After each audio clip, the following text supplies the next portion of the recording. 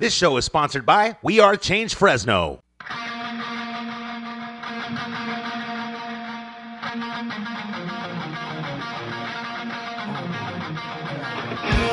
Welcome to We Are Change Fresno with your hosts Stuart Webb and Sam Cheney, fighting the international bankers' one world government scientific dictatorship. Be the change you want to see in the world. And now, here's your hosts. Welcome to We Are Change Fresno. I'm your host, Stuart Webb, along with my co-host Sam Cheney on 1680 AM. Folks, we have a very special guest in studio with us. Her name is Debbie Bacigalupi. She was a 2012 congressional candidate, and I believe it was California's 14th district.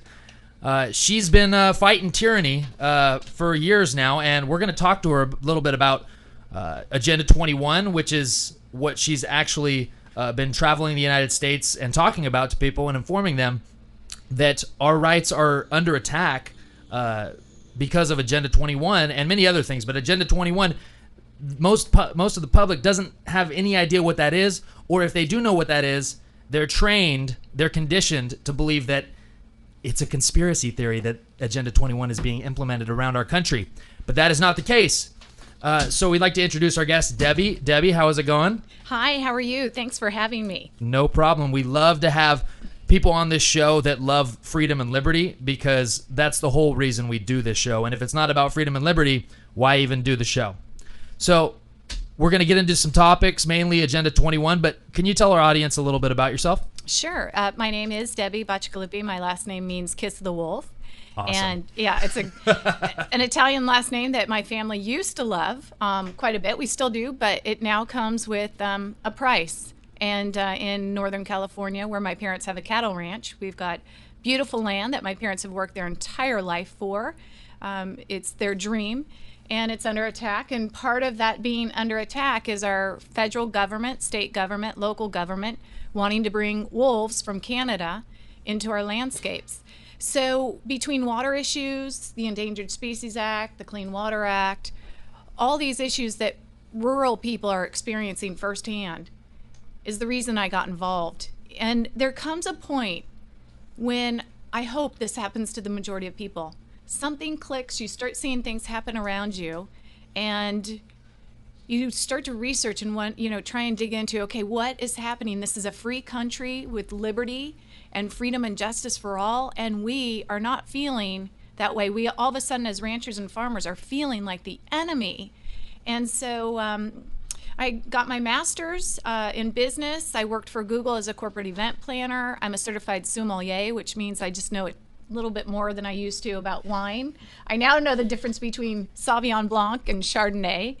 And and I do this. I do not have a full-time job. On the side to try and make ends meet. I'm a partner with Rodan and Fields, the doctors of Proactive, so that I can keep on traveling the United States to wake people up.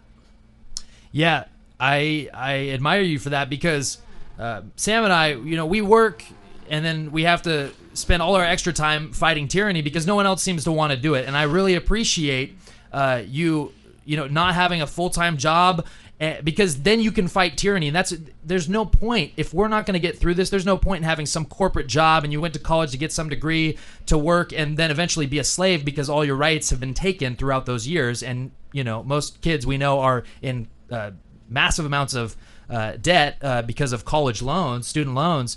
And so we appreciate you doing that, because someone's got to do it. I mean, there are a lot of activists that put a lot of time in, but really, if no one's listening, if everyone is just sitting around and doing the same thing that we've been doing, nothing's going to change. And so we need to wake people up, and we just really appreciate your activism and fighting for freedom. Now, tell us a little bit about your congressional campaign. What was the response, and from the establishment and also from people? Were you getting response that, hey, yes, we do know what that is and we want to know more about it, or were people just had no idea what you were talking about when you referenced Agenda 21? It was all of it. And when it came to the establishment, I mean, that's a great word for them. If you want to accept money from the establishment, which is going to help you pay for a lot of things, then you better stick to the 3 things that they want you to talk about, which is usually the same thing over and over again: jobs, education, Public safety. just those, the what do you call it? The generic Rhetoric. the of the generic rhetoric. establishment. And at first I started doing that because I had a team who said, in order for us to win, you got to talk about those things. Well, there was a point in my campaign where I said, I can't do this. I have to speak the truth. I have to speak what I'm most passionate about. This is a platform that I can use whether I win or not. This is an opportunity to tell the public the truth. Because our politicians, I used to call my presentations when I was running for Congress called misrepresentation. So we're not being represented. We're being misrepresented. Left and right, we are being misrepresented. The running for Congress was a hoot. It was the best part of running for Congress was walking the streets, doing the precinct walkings. I was in the best shape ever. Part of my district was in South San Francisco at San Francisco State, that area, all the way down to Half Moon Bay, which is a ranching, farming, rural community, into the city where I live in now, San Carlos. And we had actually several issues that were really important that do fall into Agenda 21. One is the One Bay Area Plan. So you asked, did people know when I would go? Yeah. Most people don't know, Yeah. and that's the problem. Why we have a problem getting our message out there is people either don't want to be educated, it's too much information, it's too difficult to understand. And so what I started to do was tackle the One Bay Area Plan, which is part of Agenda 21, to push us into pack and stack housing, high density living, no more horizontal sprawl. It's vertical. It's up. We are building into the sky because that, according to the Agenda 21 for the 21st century, is the most sustainable. It's the most ecologically sound for the environment. We have a couple plans happening in the Bay Area, and you are part of the One Bay Area Plan, by the way. Fresno is part of the One Bay Area Plan. And that is that they're taking a main street called El Camino Real. And they're going to turn El Camino Real into the Grand Boulevard. El Camino Real is a very historic road that, highway, I think it's 82, that runs from Northern California down south. They're taking that historic El Camino Real and turning it into the Grand Boulevard Initiative, high-speed bus, which there is no high-speed bus, by the way, and turning it into transit-oriented districts and transit villages. So here's what we started doing with my campaign. We wouldn't talk about Agenda 21 as much, although it is my passion and I talk about it every day. We would talk about, though, to the citizens, look, this is what's going to happen to your street. You've got a business here. Did you know that eventually your business is going to go under because you don't follow sustainable development? People started to get it. We had auto shops. We had car dealerships starting to wake up. And so it was something that we could take that was specifically happening in the Bay Area and then start reaching them with the message saying, have you heard of the Grand Boulevard Initiative? And as soon as someone says, no, I didn't hear about the Grand Boulevard Initiative, and you start showing them the government documents, the local, the city, whatever, whether it's San Carlos, San Mateo, or whatever, people are like, whoa, how did I not know about this? So anyway, it opens the doors to talk about what the bigger plan is. So most people do not know, just like you can walk your streets here and ask them if they know about Agenda 21. I bet you 90% of the people, probably even higher than that, 99% of the people. Yeah, maybe even 98% of the population don't know what Agenda 21 is because there's football and Instagram. I mean, that's one of the main problems. Like she said, most people just don't know. So we need to be talking about this because it's going to affect everyone. Sustainable, when the UN talks about it, when politicians talk about it, that just means control of your property, control of you, complete control. Doesn't mean actually living in a sustainable environment. It just means control. You have no choice. You have no choice. You have to live under this. And so it's very important that we talk to people about this because, like you said in one of your presentations, your parents, you kind of got involved in Agenda 21 or learning about it and speaking out against it because your parents are ranchers, correct? Yes. And so they're being affected by this? Sure. Yeah, when you've got Department of Fish and Game, now it's Department of Fish and Wildlife as of January 1, 2013, but throughout history since the 1800s, they were always Department of Fish and Game. So now it's California Department of Fish and Wildlife. And when you have wardens coming on your property, when they are fully geared with guns and bulletproof vests, flanking you or your parents on either side, saying, why are you not doing this, and why aren't you signing on to this new incidental take permit program, which is about fish. We can go into it, but it's just another endangered species, and they're saying, why aren't you signing on to this? And my dad's saying, it's not the law, and they're, it's scary when you've got your wardens coming on your property, trespassing, but all of a sudden their authority means something more than your private property rights. Yeah. And that's what makes the United States of America unique, from, at least as far as I know, is that when you own your private property, your title, your rights go all the way to the core of the earth, to as high as you could see. Yep. It's called a loyal title. And when we don't, you said something in the beginning about defending ourselves, and what it made me think of is one of my heroes, Chris Ann Hall. She's got this website called chrisannhall.com. She always says, if you cannot define liberty, how can you defend it? Yep. So if we are not educated on what's happening, if we are not educated on what our private property rights are, or even what the First Amendment is, which is right to speak, right to assemble, freedom of press, freedom of religion, and freedom for what is it? Redress. Yeah, petition the government for grievances. Yeah. So if you don't know those five things, and now all of a sudden your government is saying you can't have them, you can't. Okay. You never knew you did, right? Right. So how can you say, when you're on this, the court steps and you're praying, and then all of a sudden some policeman says, "Sorry, you cannot do that here." And you're like, oh, really? I can't? Okay. But if you knew your First Amendment rights, you'd say, what is your authority?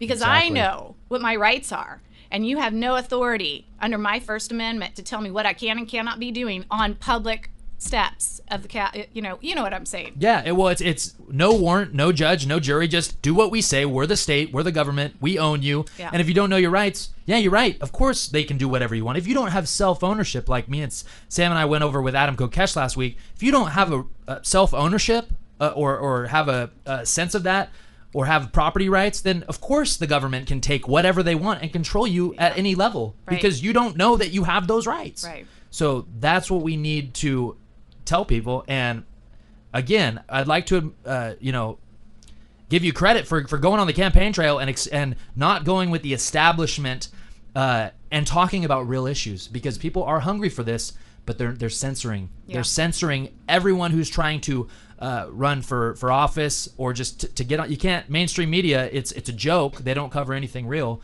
So they cover football. They cover football and Instagram. And so, yes, this is very important. So people need to understand when the Agenda 21 is starting to be implemented, your standard of living is going to go down, and you're not going to know why. And that's why we're here. It's already being implemented, Stuart. Yeah, it is. Well, We Are Change Fresno has been following this for many, many years. We've covered every event that Kurt McKenzie has come, and we appreciate Kurt McKenzie. He's a great patriot. We interviewed him a couple weeks back. Yep. And I feel like We Are Change Fresno's already beaten this dead horse to death, but no one seems to care.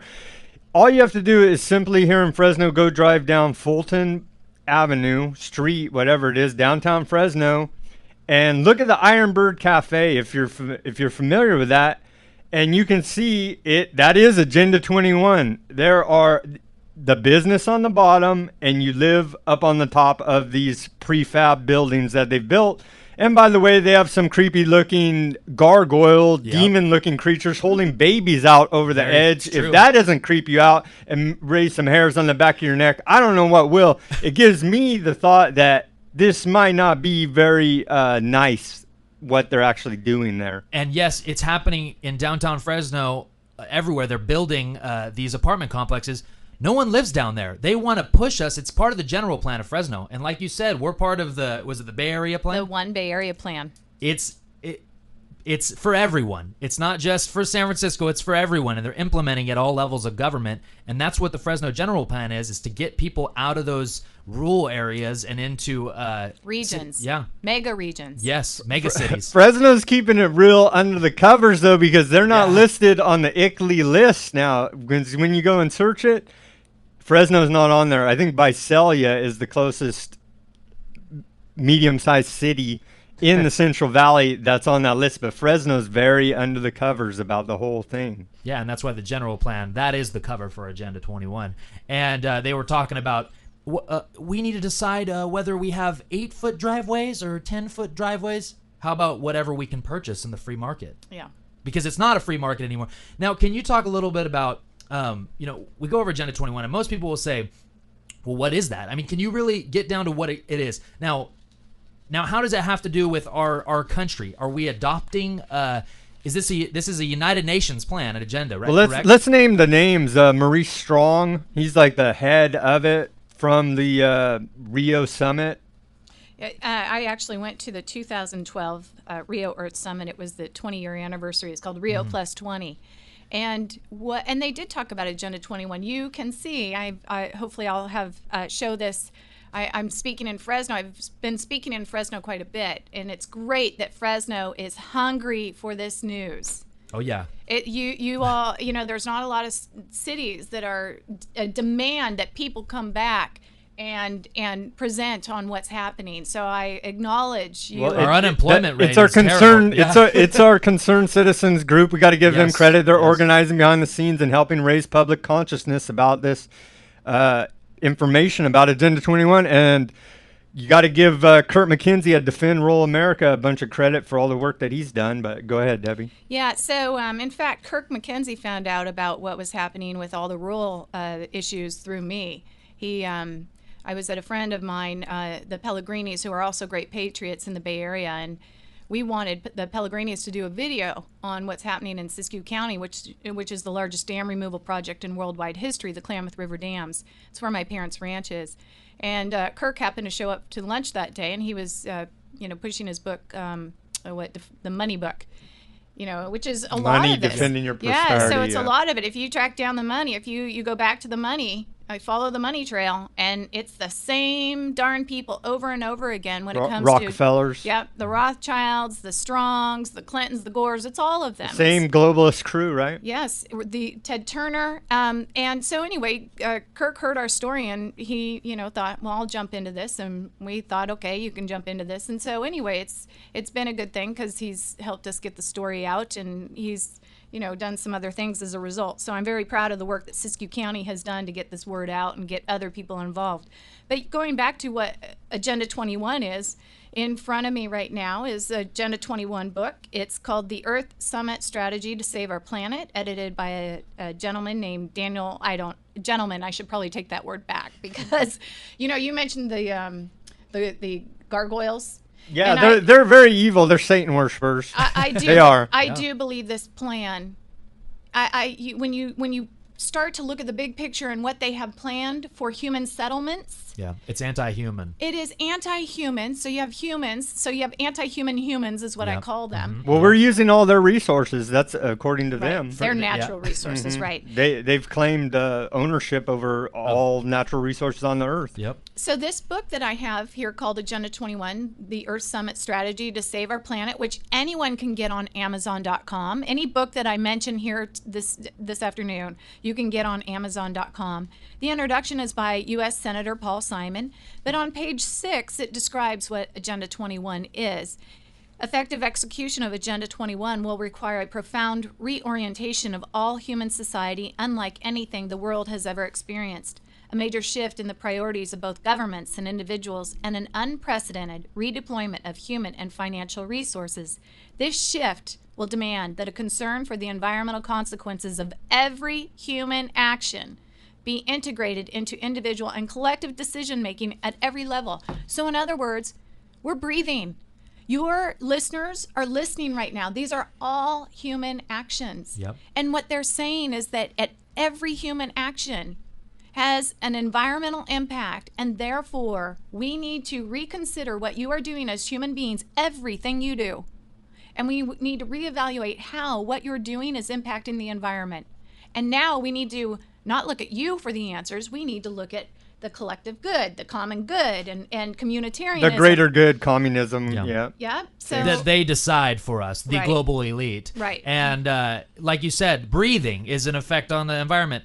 That's what the carbon tax is all about. It's taxing us just for being alive. Okay, how anti-human is that? This is a satanic. I'm sorry, it's kind of sensational, folks, but really, it's an evil plan. They are anti-human activists, these global elitists that literally hate us. They don't like competition, and they hate that we can have farms and provide for our family. They hate it all. Yeah. Okay, so stop thinking that there's not evil in this world. It didn't die with Hitler. Okay, it's continuing.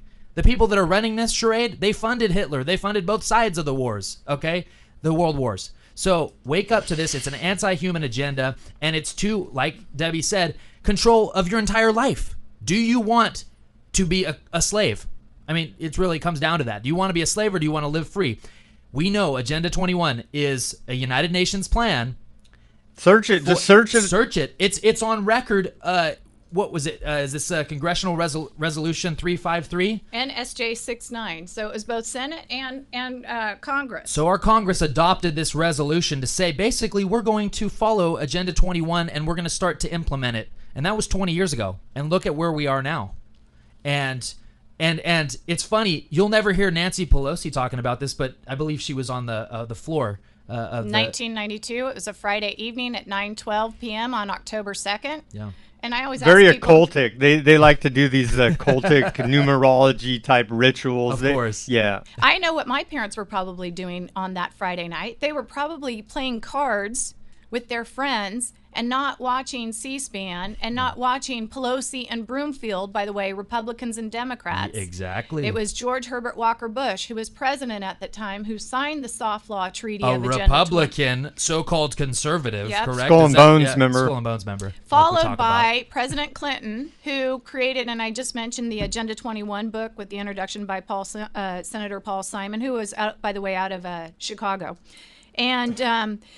And Paul Simon is quoted in a children's book, and I didn't bring it with me, but it's as saying on, I think it's page 36 or 32, called Population Bomb, because this is also about depopulating the earth. Malthusian. That's already been proven wrong. Yeah. And what he said in the children's book is the earth groans every time it registers another birth. So imagine, and this is in a children's book called Rescue Mission Planet Earth, or is that right? A children's guide to Agenda 21, which, I mean, you can get that on Amazon.com and see what children are being taught about Agenda 21. To hate themselves because they feel this brainwashing that they're giving them is making them feel like them being alive is bad for the earth. Yeah. You know, the best thing that we can do is, first of all, educate ourselves. Daniel Webster said, make them intelligent and they will be vigilant. Give them the means of detecting the wrong and they will apply the remedy. A lot of people, when I do my presentations around the country, a lot of people come back and say, well, what do I do? What do I do? You know, there's such a plethora of things to do. Oh, yeah. But the first thing to do, just like Christiane says, if you can't define liberty, how can you defend it? If you don't know what liberty consists of, which is your religious freedom, how can you know that your religious freedom is part of the First Amendment? So it's key to keep the First Amendment and all 5 parts essential and important and vital.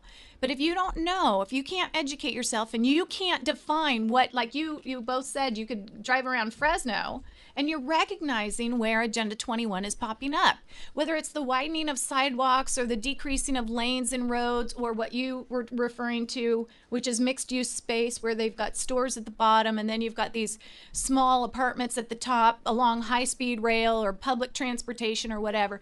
If you cannot identify what is Agenda 21, then therefore you cannot pick it out and show your friends and then spur the world to say, wait a minute, this is not right. We didn't vote on this. Where did this come from? But just like Daniel Webster said, make them intelligent and they will be vigilant. Give them the means of detecting the wrong and they will apply the remedy. So when we become educated, which has to happen fast to stop this thing, then we all will come together.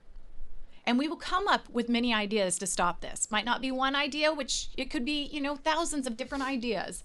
And that's what needs to happen. But at first, we need to at least understand what Agenda 21 is and is not.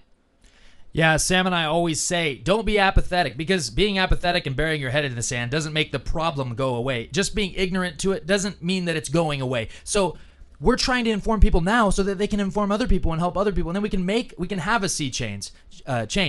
And we've seen it. The Democrats and Republicans, they act the same. They do the same things.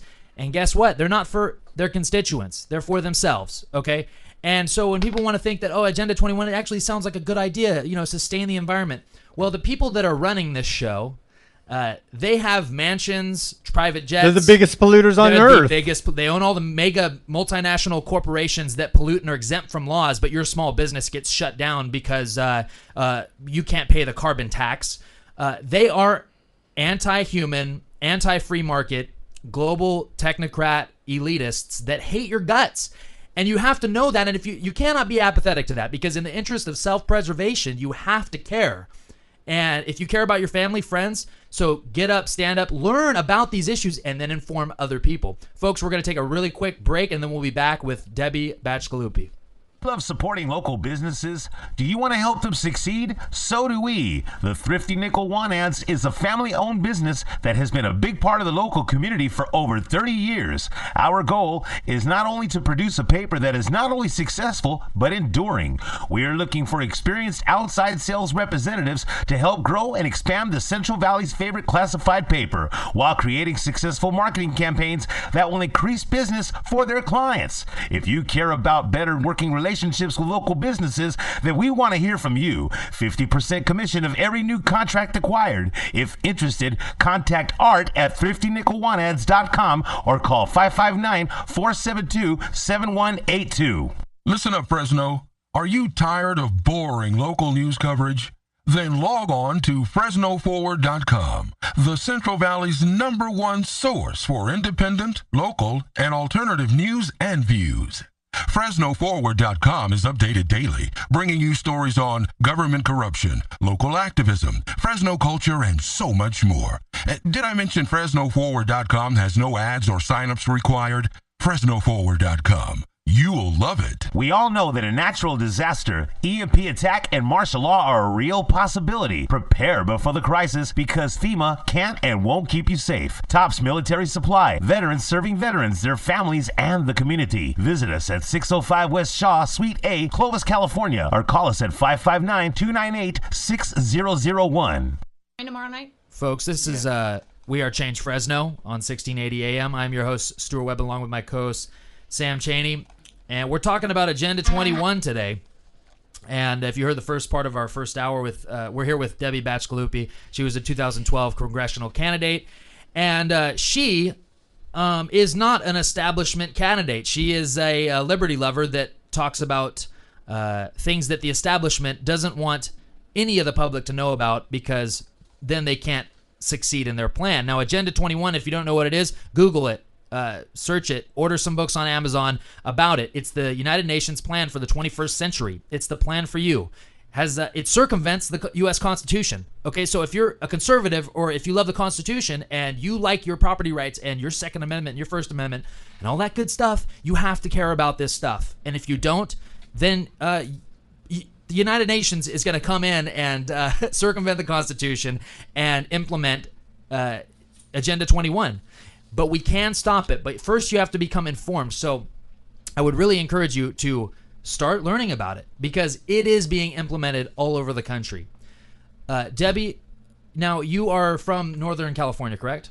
I live in the Bay Area. The Bay Area. Now, in the Bay Area, do the people, since Bay Area is more of like a, I guess you could call it like a communist, a liberal-esque people, want sustainable living, because they're, everything's close and there's a lot of people in a small area. Now, have you found that the people in this area, do they understand that it's a cover for sustainable living? What is it? What exactly is sustainable?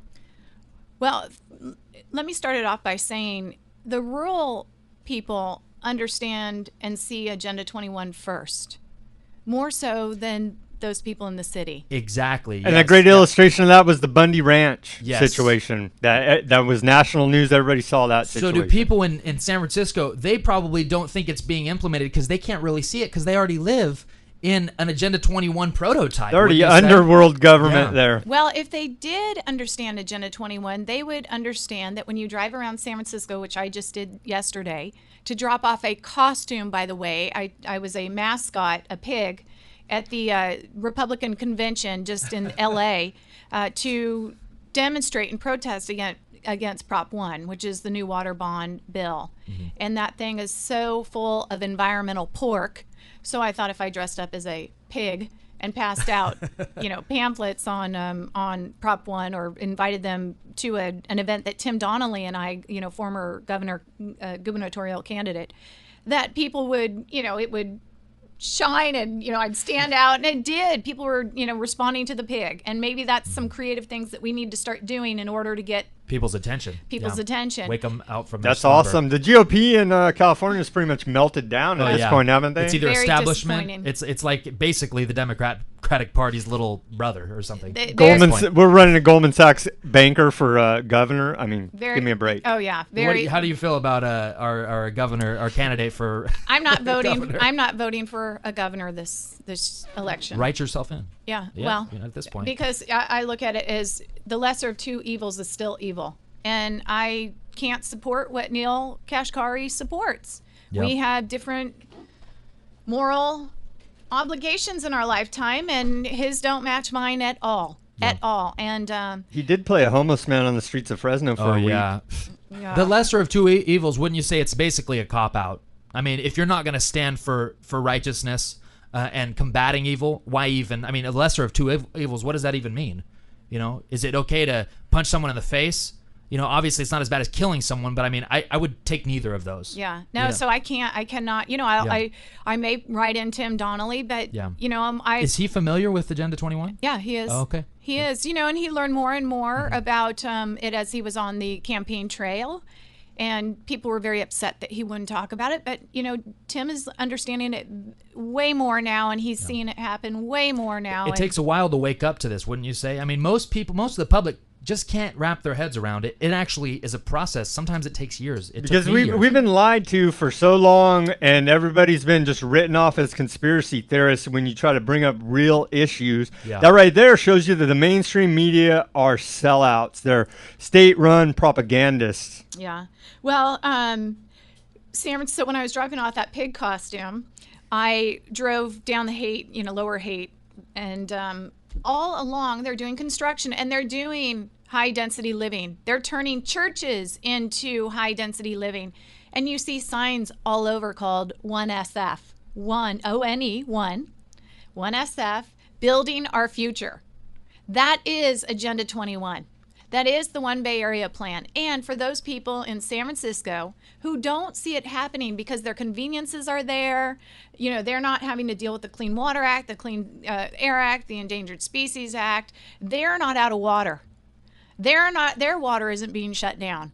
But in the rural areas, it's a different story. And in the rural areas, we have different issues and different problems, which is why, where my parents are from, it's the time has come for 51. The state of Jefferson, because we in the rural countries. Yeah, they're trying to secede, right? Yeah, Kinda, we can. Yeah, yeah. You're not receiving any representation at this point whatsoever. No. But, the plan under Agenda 21 is to push us into the One Bay Area plan, which is a regional plan. It is a region, like with a seat at the United Nations table. That's what the definition of a region is. It is socialism. It is social engineering. Yeah. And so what's happening in the rural lands, like where my parents are ranchers, is it's getting so difficult, or even here in Fresno. You've got some farmers. I've interviewed quite a few farmers in a documentary that David Spady and I have been working on called No Water, No Farmer, No Food. We even interviewed comedian Paul Rodriguez, who was crying because his mother, she died, but he's crying because the government turned off the water on her farm. And she was not around. She died last year before she could see the fruit trees again, fruitful on their property. And like Paul Rodriguez says, is look, we should have a right to be able to farm and have our own food and create our own food. And if you're going to put those fish, the Delta smelt, over my children, is what he says, I'm going to choose our children. That's what but this is what's happening. We are being given a choice between the environment and our quality of life. And in the agenda for the 21st century, the environment comes first. The fish come before the people. The frogs come before the people. And what's happening right now are millions of acres in California and throughout the United States that are being studied for limited to no human use because of our extraction of natural resources, which you mentioned earlier, Sam, that, you know, they feel that human beings are a blight on the earth. If you have lots of human beings, we are constantly raping the environment for our cell phones, for our homes, for our cars, for our, you know, our North American style of life. And therefore, according to, you know, these people who believe in Agenda 21 and global warming and climate change and all of that, and reducing our lifestyles and changing our behavior when it comes to consumerism, according to them, we're killing the earth, and therefore we must radically change our lifestyles, which is what I mentioned, you know, in that first book, the Agenda 21 book, where you said, Yeah. Stuart, you're breathing, that's a human action. Oh, yeah. And it's polluting the earth. We have Carbon now, tax. Yep, we have now entered the world where we are now polluters and we must pay. Oh, yeah. And so, but does Hillary Clinton, she cares about, you know, the environment and Agenda 21. Now, will she give up her private jet and her mansions? I think she has homes in various states and probably, I don't know how many cars she has, but she's probably a huge polluter herself. But we have to live like peasants. Serfs. Yeah, serfs. Yeah, exactly.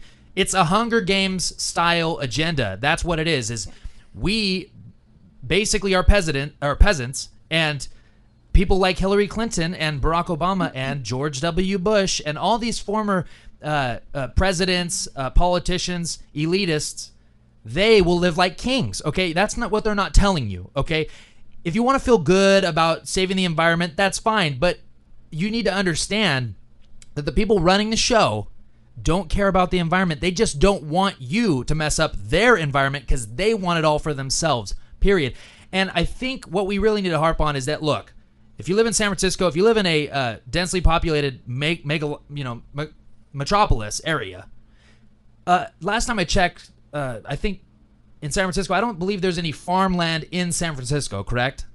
There will be urban gardens. Oh, okay. That'll sustain the city, correct? There will be vertical gardens in the near future. Yeah. So San Francisco residents, your standard of living will go down. Your prices of food will rise because the food that you get in all these cities and metropolises, they're from the rural areas. They're from farmers. They're from Fresno. Okay, and we're in a drought. They don't have water. So your standard of living is going to go down. Last time I checked, LA doesn't have massive farms in the middle to feed the population. No, you have to get it from the Central Valley, rural areas, farmers, ranchers. And so it's going to affect you. And if you don't stand up and talk about it, can you learn about it first? Learn about it first and accept that this is what's going on, because as we read more into Agenda 21 and what's going on in our cities and at the state and federal level, it's being implemented. It matches up. So if we don't do something, we are going to live under this. And do we want that, folks? Do we want to live as slaves, as peasants? No, we don't. I don't, Stuart. Debbie, can you tell us about that book that you have there, Eco Science? Sure. I think it was written by our sitting science czar, John P. Holdren. It is. And also Paul Ehrlich and his wife, Ann Ehrlich. Paul is a Stanford professor. Yeah, I found this book, and for those who are listening, you can find so many extraordinary books on Amazon. Well, anywhere, but on So much The literature. author of that book Yeah. is setting scientific policy in the United States right now through the Obama administration. He is. He's our science czar. And this book that he helped write, Eco Science, Population, Resources, Environment, which is basically Agenda 21, because it's all about depopulation, saving our environment, and then saving our resources. And what it says here, it talks about what they call a natural resource unit. And what a natural resource unit is they take all natural resources, whether it's silver or gold or a tree or whatever, things, that natural resources that we extract from the environment to build, create, whatever, produce, and then we use as human beings. So they want to put a basic non-monetary unit on for these natural resources, and they want to call it a natural resource unit. It's kind of like cap and trade. So you're going to be given so many credits. You're not going to be given dollars. You're going to be given credits. Energy credits. Yeah. Yeah. So You can only have so many natural resources, correct? You can Right. only have so many carbon credits. Right. So what they are suggesting here is that the government is going to dole out, and this is an idea that they love from Australia, that Australia was mulling over. They want to be able to give natural resource units by the government. So you're going to get your natural resource unit, Stuart. You're going to get your natural resources units, Sam. And then you're only given so many. And Probably in a microchip and planted under your skin. And here's what they say. So if you want to, okay, it might be possible, for instance, for an individual to have a second child or to fly a light aircraft 100 hours per year, but you can't do both. Or one might decide to have an air-conditioned house, but if so, an overseas vacation might be possible only once every 10 years.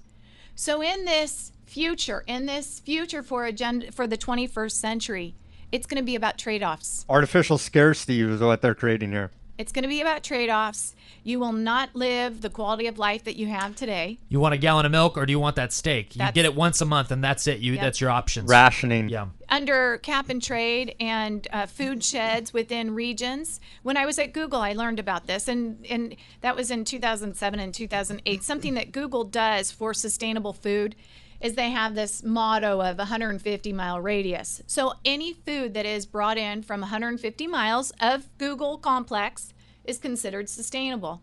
So my parents are several hundred miles away. They're just, south of the Oregon border in Google's San Francisco Bay Area, so it's 300 and some odd miles. So I started thinking, wait a minute, my parents, their ranch is sustainable. I did not know at that time what, sustainable meant. But things just started to drop in my head, and I was going, that doesn't sound right. Okay, wait a minute. So you're saying that my parents, the cattle that are grass-fed on organic, no chemicals, land that existed, that we don't do anything to our land. We let God do what God does on our land, and then our cows eat from it. And my dad puts in some ponds so there's water, but there's no chemicals. So I'm going, what are you kidding? My parents' ranch, our cows are sustainable, but this is going to put my parents out. And I knew that. So I started looking into food sheds. And eventually, when we're living in regions, which is the goal by 2050, there'll be like 11 regions throughout the United States. On the West Coast, Cascadia overlaps into Canada, so it's northern Washington and southern Canada. Then there's going to be the NorCal region, which is the Bay Area. Even though Bay Area is not Northern California, if you think about it. No one's going to live in Northern California. It's just going to be a Bay Area, right? That's right. Correct. And then Southern California is the SoCal region, and it's LA down to San Diego and overlaps into Mexico. So when you think about how they're going to push into, global governance, how they do that is they abolish the borders. And that's what a region does. So when you have a region, you're one. The One Bay Area Plan, one SF. There's a theme here. When you have a region, it's about being one. We're a region. We should act like it. We don't need all these cities. We don't need all these county borders. We're a region.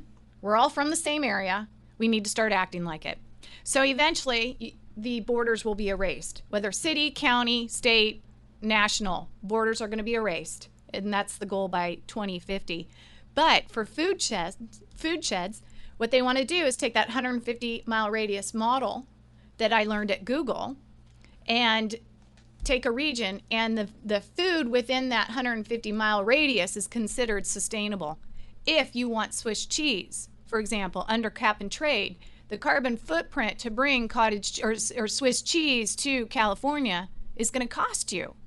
And so there will be trade-offs. You can have your Swiss cheese, but what can't you have? Instead of living in a free country where we have a moral compass given by our natural rights and our creator. Yeah, given to us by God. Yep. And, you said something that reminded me earlier. You said something earlier that reminded me of government. If government, and this is where all people should be concerned. You may like the idea of sustainability. You may like the idea of Agenda 21. But where government can give it, government can take it away. Yep. Right? Well, they'll give you a chip, and then if they don't like what you're saying, you will no longer be able to buy and sell. Now, you worked at Google, right? Yes. So, and this seems to be where you kind of woke up to this Agenda 21, correct? It was right around that time, yeah. So, do you think Google has a huge part in conditioning the public and controlling the public? Absolutely. Yeah. Absolutely. If you look at Google Earth, for example, you can see right now where, even in San Francisco, where the United Nations, you can go to Google Earth and see where the United Nations has its logo. UNEP, it might be UNEP, it could be World Wildlife Fund. There's a couple other that I can't think of right now, but SDN, I think, is another one, Sustainable Development something, I can't remember. But you could see their logos all around the Earth. If you look at Africa, Africa is nothing but United Nations logos. So yes, Google is playing a part in monitoring, surveilling. Under Agenda 21, the goal is to monitor, surveil, and control all aspects of life. And it goes back to that first, where the shift will demand that a concern for the environmental consequences of every human action be integrated into individual and collective decision making at every level. So breathing has an impact, and that must be mitigated. If you're going to put a solar farm in, Bundy, you mentioned Bundy, Sam. If you're going to put a solar farm in, then you have to mitigate it. You have to do what they call land mitigation. So that 9,300 acre solar farm is going to extract from the earth. It's going to take from the environment. So therefore, how do you offset it? You offset it by taking a massive more amount of land I think it was 33,000 acres, which encompassed the Bundy Ranch and the other ranchers who are now gone.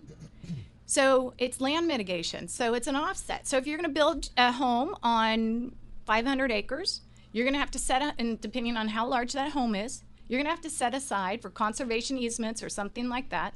You have to set aside a large amount of land and not touch it forever.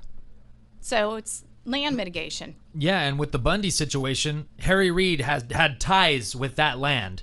That's what we're going into, people. Yeah. Politicians, elitists, criminals. They're criminals. Exactly. They are pushing us off our land and saying it's for the environment, while just the special interests that they have a part in These take are over. the super villains right out of a comic book. Yeah, we're living in a movie. Okay, there is real evil all around us, and we need to start fighting it.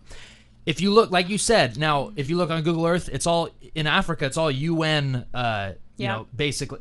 Do you think that's a coincidence why Africa is doing so terrible? The UN is constantly involved in that continent, okay? And do you really want us to be like Africa? Or Ebola's not that bad, Stuart. Oh, yeah, well, I mean, clearly the president just allows Ebola patients to just continue to come over and then fly our troops over to Africa, 3,000 troops, like that's going to help solve the Ebola issue, sending our troops to where people with Ebola are. Doesn't make any sense, and we need to speak out against this. One thing I want to add is that to our audience, Debbie has like 7 different books here, and they seem to all be either about Agenda 21 or regarding Agenda 21 of the United Nations. And she clearly has done her research, okay? She's an expert on this. And we need to become... Look at... you got like 5 different books connected in one... Oh, is that one book? This is one book. That's thick, one book. Thick, scary ones, too. It's 1,140 pages. I even have stickers in here marking pages. But this book is all about what is and is not sustainable in the 21st century. According to who, Debbie? According to the United Nations Environment Program, which is the United Nations, the World Resources Institute, the World Bank, the World Wildlife Federation, even the Sierra Club and Audubon Society, they all fit into here. But this book, and I'll show it. I show it everywhere when I give presentations. I bring this. I call it my crook book. And it is an environmentalist. Crook book, not a cookbook. Yeah, it's a crook book. It. It is an environmentalist Bible in the 21st century. When they wrote this book, it's 1,140 pages. You can buy it on Amazon.com. It's called Global Biodiversity Assessment by the United Nations Environment Program. When they wrote this book, they had studied, so this is about biodiversity. This goes back to your natural resources. how Agenda 21 fits in global biodiversity assessment are partner documents. Agenda 21 is really about pushing us into, like, taking an account of how we're damaging the earth and shoving us into the built world where we can't damage the environment anymore as human beings. That means cattle too, because cattle are very flatulence, methane gas. Well, and plus they have hooves and they scrape the earth and they cause deforestation, you know, because we have to graze because forest. the earth is more important. And than magic humans, mushrooms yeah. grow out of their manure as well. Yeah. So when they did this book, they had only studied, it's 1,140 pages long. They had only studied 2 million species. They had 18 more million species to go. So if you can imagine, it's 1,140 pages with just approximately 2 million species studied. Imagine how big this book is. Now you can look up, your listeners should look up something called Western Governor's Chat Map. It's called the Crucial Habitat Assessment Tool. And I talk about this. I'll show specifically, like I've done with Modesto and Fresno, the times I've spoken here, specifically how all of our governors, Republicans and Democrats, this is not a left-right issue. This is a freedom issue, and it's not just an American freedom issue. This is a worldwide freedom issue. So what the Western governors have done is their own version of this book, which is studying species, where species migrate, how they migrate, and how human beings are impacting the natural courses of species, whether it's a fungi, a plant, a deer, ungulate, whatever, a fish. Frogs and toads, specifically here in the Central Valley, Yeah. Sierra National Forest. Well, and you also have here the California Legacy Foothills. Is it the California Foothills Legacy program, which is to study 18 million acres from Redding down to Fresno for limited to no human use. Now, California, your area, where my parents are, we're the bread basket of the world. And for people who are listening, you know, if you look at our state's economy, we were once the 5th largest economy in the world. Yep, keeps falling. We've got wine industry, we've got the ag industry, fruits, vegetables, nuts, cattle, Hollywood, Silicon Valley, biotech, all wine industry, all these multi-billion-dollar industries, and all the industries as a result of all those industries. Our state should be doing just fine right now, but it's not. We are now the 9th largest, or we've dropped down to the 9th largest economy. Now, when you have all those, if the world's population is going up, and people are using all the resources and, you know, and wanting what California has, which is wine, food, Hollywood, high tech, biotech, shouldn't our economy be just skyrocketing? If government would get out of the way, it would be. But it's not. We're declining. Our education is terrible. We're losing our water, supposedly. The other thing with water, you know, talk about abundance. We've got an abundance of water here. California has extraordinary aquifers, extraordinary, and they recycle over and over again. And for those people who want to say that with global warming, we're going to lose water. We're a closed system. We can't lose water. Yeah. Water is not leaving this earth. Yep. Well, it's engineered. It's geoengineered. Real quick, the elephant in the room about the environment is geoengineering. They are signing off on these programs, and they're poisoning the heck out of the environment. So all of their lies about sustainable development, how much they care about the environment, is nothing but a bunch of lies. Look at the radiation. Yeah, and that's, the whole geoengineering is really hard for people to wake up to, because it's so unbelievable. It's so right? unbelievable. But I have a book here that talks about geoengineering. This is the Global Biodiversity Strategy, and it talks about GMOs. So there's people who are complaining. In this book, it actually says, GMOs might be a good thing if they don't hurt the environment. Plus, with our increase in population, we might need GMO and the importance of biotechnology. In other words, chemicals. Yeah, never mind all the chemicals, the glyphosate. Never mind that. But that chemicals, the things that we need for human beings, vaccines, they want increase in vaccines for human beings. The children's book, Agenda 21, Rescue Mission Planet, it calls for over 80% of all children to be vaccinated. Yeah. That is putting, and maybe at one time vaccinations were okay, but I know that there's plenty of studies now that are being done where there's enough concern that we need to like really look at these things and say, is it really about the environment? Is it really about saving people? Is it really about family planning? Is it really about individual rights? Is it really about clean air and clean water? And I don't think so. All the books that I have, which this isn't even half of them, this one I've got is called the International Environmental Law and World Order book. This is an American casebook series. This is about global governance. Yep. They talk about the Sea of Treaties, the United Nations Sea of Lost Treaties, Yep. which the Audubon Society is now getting involved in. And in fact, I just invite people to really look into this. It is not a conspiracy theory. In fact, the definition of a conspiracy is 3 people conspire, or 2 people talking about the future. That is to conspire. Yeah. And theory, once we inject fact, which we have tons of facts here today. They've written mountains of books about it. You got them right here. Yeah. Once you inject fact, it is no longer a theory. So when people say conspiracy theory, I kind of laugh and just say, I feel sorry for people who just don't want to educate themselves to find out what's happening to And their who don't future. know the truth, right? Well, 2 + 2 = 5. I guess. I mean, in this Common Core New World Order Orwellian doublethink that we live in. So yes, the sky is blue. It's a conspiracy theory. Wake up, folks. This is real. What we're talking about, it exists. Follow the money. Look at who's profiting from all this. It's the same elites pushing Agenda 21 sustainable development on us. Folks, we're just about out of time. We'd like to thank Debbie Bacigalupi for joining us on the broadcast. Thank you, Debbie. Yeah. We really appreciate her speaking out. Folks, she's studying all day, researching to fight tyranny, okay? She doesn't even have a full-time job because she's out there. She cares about the future, okay? And she's going and speaking to people around the country about this issue, okay? Now, she could probably work at Google and make, like she used to work at Google. She could be making a good salary there, but she Right. chooses not to because she cares about you, humanity, and the future. So wake up, care about this, research Agenda 21. Debbie, do you have any last words before we go to hour 2? There's nothing new under the sun. History's going to repeat itself over and over and over again. Even environmentalism is nothing new. But we already know where the mistakes have brought us, and we need to learn and educate so that we do not repeat the mistakes. Do not give up on America. Do not give up on freedom. Any websites? Globalization of California.com. This show is sponsored by We Are Change Fresno.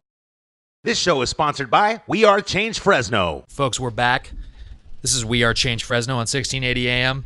I am your host, Stuart Webb, along with my co-host, Sam Chaney. If you were listening to our broadcast in the first hour, we had a guest, Debbie Bacigalupi, and she covered Agenda 21. She's an expert in Agenda 21. She brought in like 10 books with all these notes and all these tabs that she had studied, and they're books directly from the United Nations, okay? And what their plan is to implement here in the United States as well as around the world, okay? The United Nations is an unelected bureaucratic elite scum that wants to run your life. And the reason we go over this is because the United States, the Bill of Rights Constitution, that's what is the law here, not the United Nations Agenda 21, okay?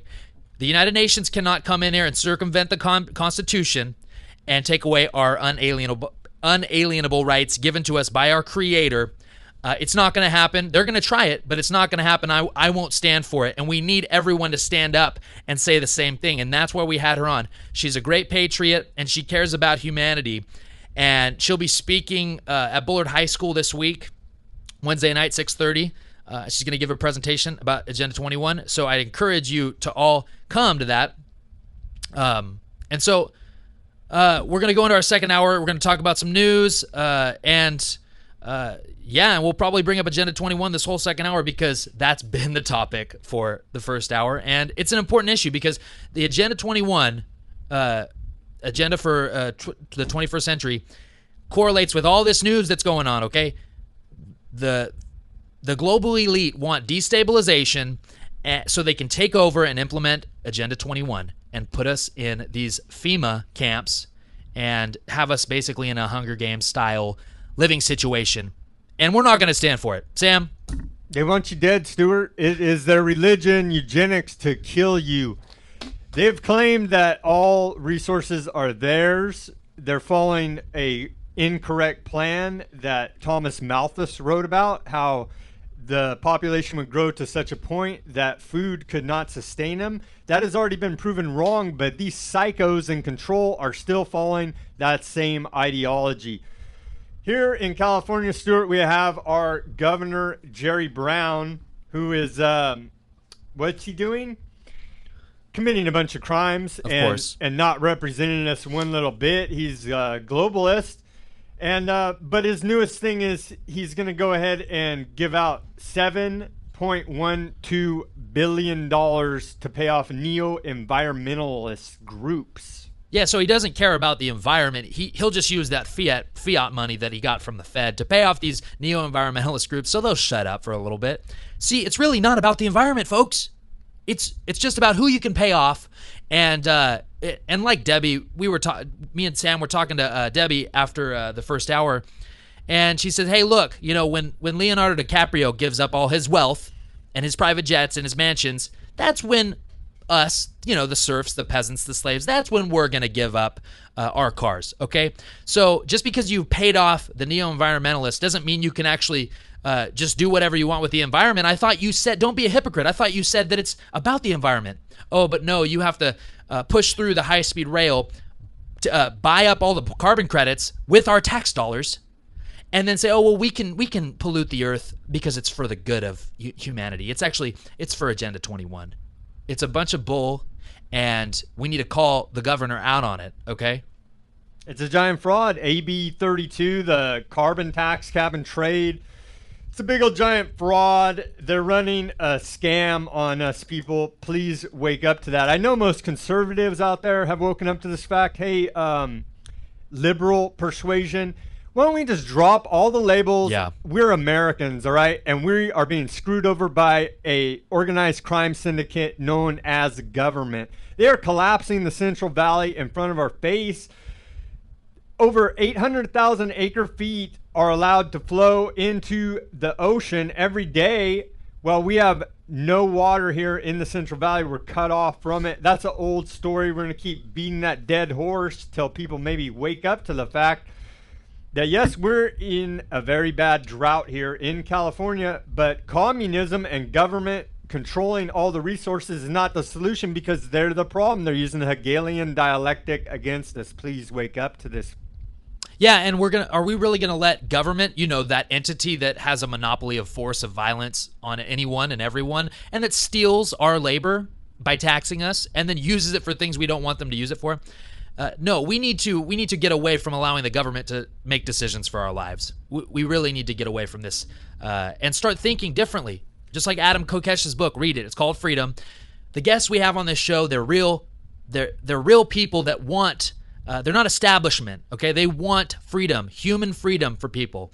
And Agenda 21 is not that, okay? It's not freedom. It's communism, socialism. Look at it this way. Your choices continue to minimize, okay? Less choices, okay? With centralized power and centralized command control. And control Exactly. Economies have failed throughout history. They will continue to fail. How much history do you people need to see of totalitarian dictatorships lining up people and shooting them and throwing them in a ditch for you to realize that this system does not work for the people? In theory, communism may work. In theory, in practice, and in history, we see what happens. Stuart, Proposition 1, which is what Governor Jerry Brown's pushing, is a water bond infrastructure. Bond. And so he's going to sell bondage. He's going to sell, yes, bondage. He's going to sell the future California's youth into bondage behind this. And over 50% of the $7.12 billion bond is going to go for operating expense for these neo-environmental agencies. It's payoffs. It's not for public infrastructure. 2.7 billion will actually go for water storage projects, dams, and reservoirs.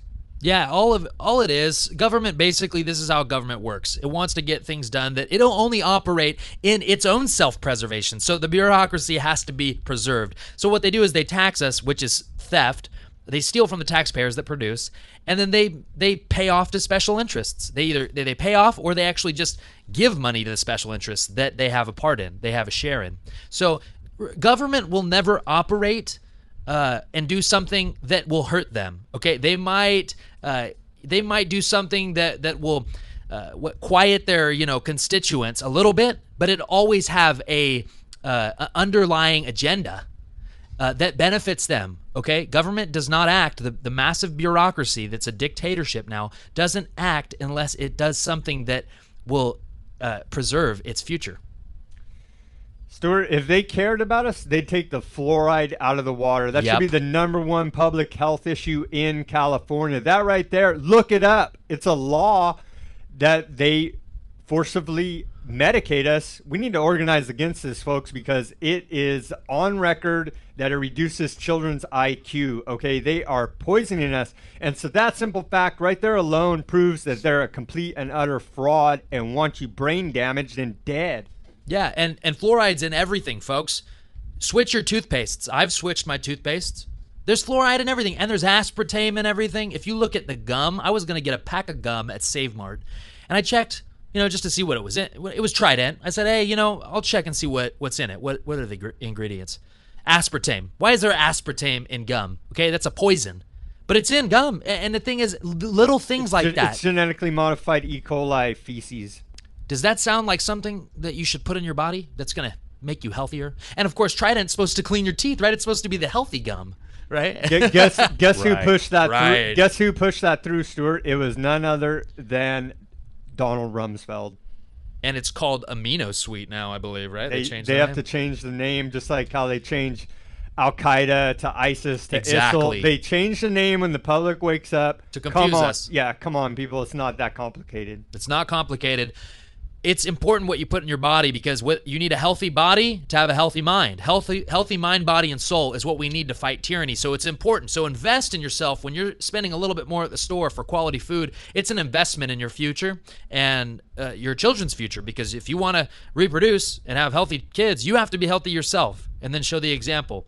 But really, it's about just being free of this genetically modified world that they want us living in. Basically, everything's just fake. I mean, can we not have something that's just grown normally and so that it has proper nutrients that we can? I mean, is that so much to ask? Something Woody? that's not chemical laden, serious garbage. Okay, these people, as we'll continue to tell you, are dark occultists that worship Satan. All right, true. Wake up to that fact. That's reality. Yep. All right. More about Jerry Brown's crimes. What he has done here is last week signed some legislation to regulate groundwater pumping. And what does he do for the people? 3 days after he signed that legislation, he signed an executive order that would provide money to people to buy drinking water. What a complete and utter fraud, scam, just garbage, man. It's payoffs to himself, special interests. I mean, they all have an interest. Cut off our water and then pay for you to buy bottled drinking water. Exactly. And that's what it's like. It's like Nancy Pelosi and John Boehner insider trading. They make it legal for congressmen and our politicians to insider trade, basically make them exempt. And then, when people find out about it, we'll change the law. Yeah, but you've already raped and pillaged and basically just preyed on our ignorance to make it. It's just like how, isn't Obamacare exempt? Aren't they exempt from Obamacare, politicians? They're exempt from everything. It's ridiculous. Yeah, they pass the laws they're exempt for. They don't even read them. Yeah. They're using the Hegelian dialectic against us. Problem, reaction, solution. The problem, no water. Reaction, the public clamors to the government, save me. Yep. Solution. Oh, well, you can have some bottled water. Of course, that they have investments in. They created the crisis. Gee, my knees. Exactly. Is that not so hard for people to get? It's thesis, antithesis, and synthesis. Okay, they create the problem. Louise. Yeah, I know. Well, hey, it's like last week. It's enough to make you rip your hair out. I mean, come on, people, wake up to this stuff. It's pretty simple. I can see the steam coming off your head already. Huh? Damn. We're not in our fourth quarter yet, but we're getting there. We're getting there. And look, folks, we're pleading with you to wake up because, hey, this might be a really slow collapse. It's a lot is happening. A lot. It's Fabian socialism is what they're using. Incrementalism. Exactly. Incrementalism. It's like you put a frog in a boiling pot of water, it's going to jump right out. But you put it in a pot that hasn't been heated yet, and you start to heat it. Slow simmer. And then the frog's dead. Okay, that's what's going to happen to us. That's what's happening to us right now. It is what is happening to us. And just like we're going to go over some news in the rest of the hour about Obamacare recipients now are going to have less of a tax refund because it's not free, folks. And they stole all your data. It got hacked. Yeah. Oh, yeah. And affordable care is not affordable, and it doesn't give you care. Okay, as we've said before, and that's kind of a mainstream sort of tagline, but really it's true, and it's worse than that. They have death panels. Okay, government control of your health. Look at the VA. That was the prototype of Obamacare, and so we've seen it go on in the VA, government-run healthcare. And that's what's going to happen. That's why I'm going to cancel my doctor's appointment because they wanted to come do a checkup. They called me a couple months ago. I said, all right, I'll go in. Well, I'm just going to cancel that now because I'm perfectly healthy, and I don't want them pushing vaccines on me or some garbage about how, oh, well, you need to take this because you're of this age now. No, I'm perfectly healthy. I take my supplements, my iodine, things that my body needs, and I'm perfectly healthy. That's right. Okay? And people that want to go see a doctor every couple weeks, maybe you should stop eating what you're eating. And maybe you should stop listening to the doctor and act like he is a prophet of God telling you what to take, because most of the public is on some form of medication, whether it be illegal drugs or prescription drugs. And we know Big Pharma is just a monopoly. It's not all narcotics. Yeah, Big Pharma is just a monopoly on drug dealing. I'm serious. It's not it's right? I mean, they can deal the drugs, and then they make all the other drugs illegal. And then they can put you in a cage, which they also have investments in. I mean, that's how it works, people. So, hey, look, take care of yourself. Yeah. You need to, if you can't take care of yourself. If you have high blood pressure, be on control of that, man. I do. Control it. You better control it, Woody. I do. No, but I mean, we need to care. We can't just look to doctors to solve all our problems because we know Obamacare is meant to it's actually meant to consolidate the care and choose who's going to get the care. Ration care. Rationalizing care. That's not a free market. That's not America.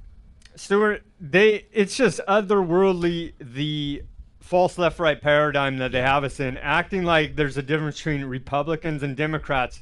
This week we see John Boehner giving a kiss to Nancy Pelosi. This is out of CNS News, and they're kissing because they're pulling off more frauds against the American people. They signed some legislation to go ahead and fund Planned Parenthood, to continue to fund Obamacare, and to go ahead and fund Al-Qaeda in Syria. Let's call them what they are. They're Al-Qaeda. Yeah, that's what it is. I mean, remember Rand Paul, as we'll talk about here in this hour. Rand Paul basically gave a speech on the Senate floor saying, hey, just a year ago, we were funding all these guys, and we're wondering why ISIS, which is Al-Qaeda, which was the rebels in Syria, that's where they were bred from, that we funded them. We gave them weapons, 600 tons. And then we act why it's a big problem now. Well, we gave the jihadists all the weapons and the funding. If anybody has any doubts, look at the flag. It's the same black flag, okay? It's utterly ridiculous. They think the public's this dumb. I guess the public is. We don't stand up and say anything's wrong with it. Well, yeah, and the people that are informed do know it's a load of crap. But the problem is we have so many uninformed people living in America that it is tough for us to get that information to people and get them to care about it. But it is getting a little bit more tough for our president to openly commit crimes. Yeah, it's a little tougher. But still, they're still going through with things. Oh, they've started to bomb ISIS. These unconstitutional wars, people, we're paying for them, and we don't even have the money. Do you think that's just going to evaporate our debt? No, it's not. What's going to happen is our standard of living is going to go way down when basically all this money comes back because we've hyperinflated our dollar. But once it starts coming back, we'll see the effects. The price is rising. And remember, inflation is just an increase in the money supply. Well, then how do we stop inflation? Stop printing money. Private company, the Federal Reserve, it's a private company. Stop printing money. That's what we need to stop. And the Fed. There you go, Woody. Thank you. See, Woody knows. Sir, they're eugenicists. Planned Parenthood, they killed 327,166 babies, according to a physical report for the year 2012. Okay, they want you dead.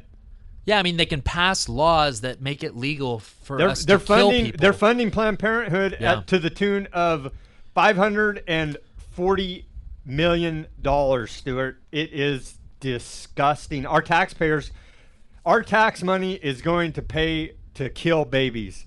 Yeah, and look, if we don't kill about the if we don't care about the unborn and we kill the unborn, why do you expect anyone to care about anyone? Right. What I mean, if you can kill an unborn child, why can't you kill a 3-year-old child that has autism? Well, hey, it's, since children are your property. Well, no, they're not your property. That's coming, Stuart. Yeah, that's coming. And children are people. For first and foremost, children are human beings. Okay, so a moral society will recognize that, but we're not a moral society anymore. Okay, and that's why people know the theme song to Frozen, but they can't name a U.S. senator. Okay, and that's on college campuses. We've seen videos, and like I continue to reiterate, Sam and I have been to Fresno State. We've seen the IQ level of most college students on that campus. There's video of that. But really, we're just doing this so you wake up. They're being completely mentally ill and stupid and being under mind control is not good for the future. It's not cool. And it's not cool. And when everyone's out of a job and you can't even sustain your current living situation, which will happen. You won't be able to sustain your current living situation, college kids, because there'll be no jobs and you'll have so much debt. You'll be a debt slave. And under Agenda 21, they'll force you into sustainable living areas. You're going to be a slave if you don't wake up to this and care about it. We need people in the system who are compartmentalized to start saying no. Yeah. All right, stand up for your own body. Take some self-ownership. Yeah. Some more part of this Obamacare scam is that these hospitals are just charging whatever they want, Stuart. Oh, yeah, this article's ridiculous. Well, I just recently had a baby, and luckily my old lady had health insurance, right? But they sent us the bills anyway. That caused a bunch of stress at the home. That wasn't good. After we went through the whole hospital trip, we were looking, after you count them all up, to have a baby in Fresno, $100,000 bill. Yeah, and that's part of Agenda 21, believe it or not, folks, because look at China, one-child policy. I mean, we're really going to let these bureaucrats, and now the government runs healthcare, remember now. So we're going to let the government choose how we live our life and how many kids we can have. Are you really willing to be a slave and Nope. live under that? Thank you, Woody, because I'm not. Folks, we got to take a quick break, and we'll get right back to some news after our word from our Supporting sponsors. local businesses? Do you want to help them succeed? So do we. The Thrifty Nickel Want Ads is a family-owned business that has been a big part of the local community for over 30 years. Our goal is not only to produce a paper that is not only successful, but enduring. We are looking for experienced outside sales representatives to help grow and expand the Central Valley's favorite classified paper, while creating successful marketing campaigns that will increase business for their clients. If you care about better working relationships with local businesses, then we want to hear from you. 50% commission of every new contract acquired. If interested, contact Art at thriftynickelwantads.com or call 559-472-7182. Listen up, Fresno. Are you tired of boring local news coverage?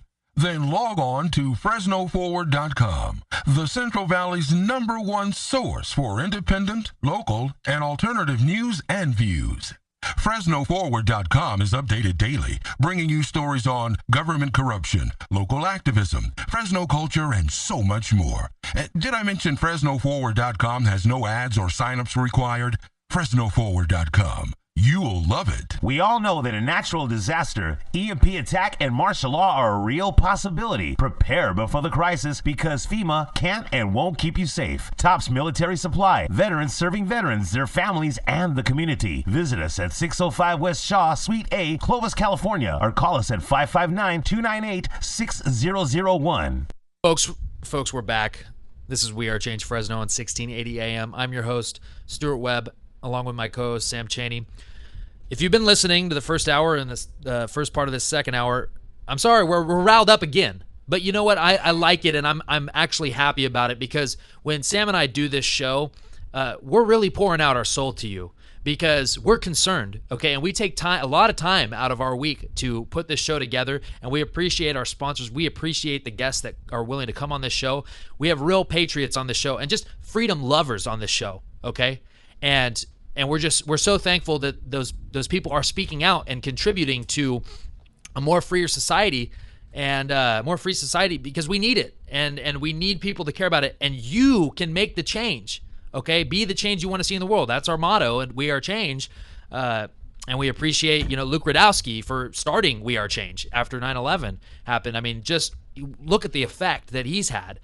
We've started our own. Sam's been doing it for years. With We Are Change Fresno. I mean, we can make the change. Okay, so get up off your butts. Stop watching the football game, and football's great. Okay, go play some once in a while. How about instead of just watching and worshiping? But we need to care about this stuff before entertainment. Okay, entertainment's okay. Just care about real issues before you care about sports and celebrity news. Sam, what do we got?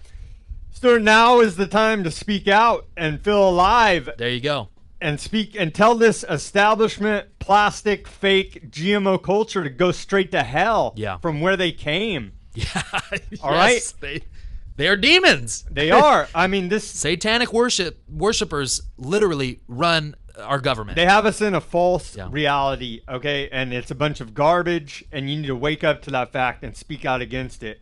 Stuart, we have a Senator, Jeff Sessions, out of Alabama, who's speaking out on the Senate floor about this immigration issue. He says America is not an oligarchy where masters of the universe decide immigration law. He goes on to say that he's against secret deals that President Barack Obama has made with IT CEOs to use his executive power and grant amnesty to upwards of 5 million illegal immigrants already living in the United States.